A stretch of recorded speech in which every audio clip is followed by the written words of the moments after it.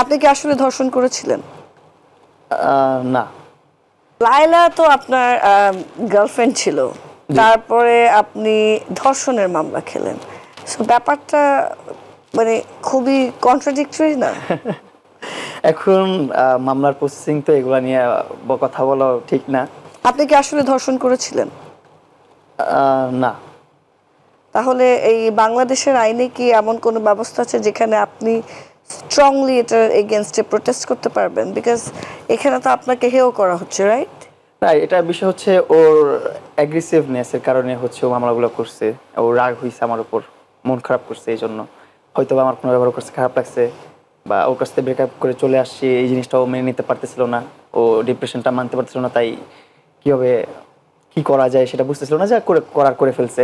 এটার জন্য আমি ওকে ক্ষমা করে দিছি, আমার আর কোনো কিছু বলার নাই ওকে নিয়ে। আমি এই জিনিসগুলো নিয়ে আর আগাতেই চাই না, যেগুলো পিছনে ঘটে গেছে। ও যদি খুশি থাকে, সুখে থাকে, দোয়া করি ভালো থাকুক, সুখে থাকুক।